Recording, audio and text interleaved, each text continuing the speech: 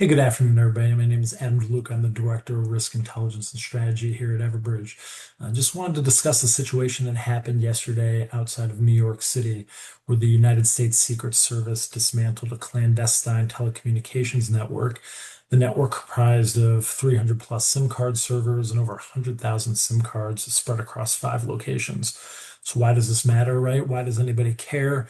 Law enforcement says the hardware could have been used to threaten U.S. officials, carry out encrypted and anonymous communication, disrupt cell communications, shutting down cell phone towers, and obviously possibly interfere with emergency communications.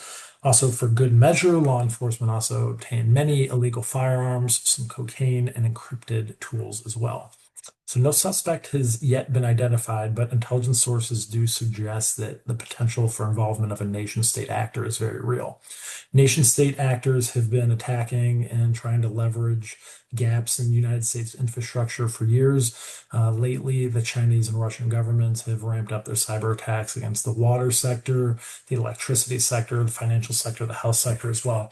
A lot of the infrastructure in this country is aging and it's susceptible to not only sophisticated attacks like this one, but low cost, minimal planning attacks that we've discussed many times when talking about domestic violent extremists. So, of course, the timing of all this is very interesting, being that the UN is meeting in New York City. And it just highlights a lot of risks and vulnerabilities that companies should be aware of. This is a hybrid threat. Cyber, electronic, conventional counterintelligence operations.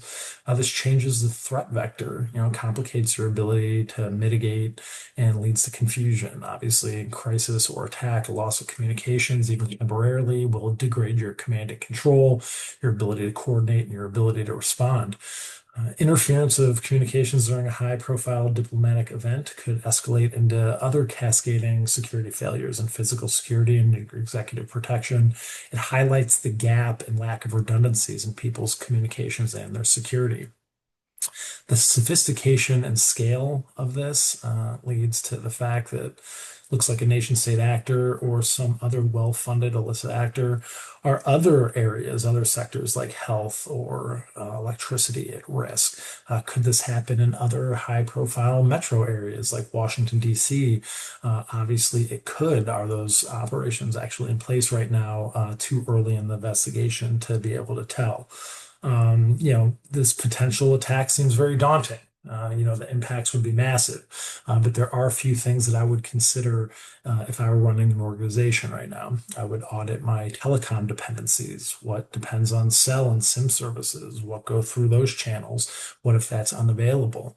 Establish backup communications, SATCOMs, mesh radio, HF radio, additional ISP paths. It might sound primitive, but then again, so is not being able to communicate to your assets and your people during a crisis.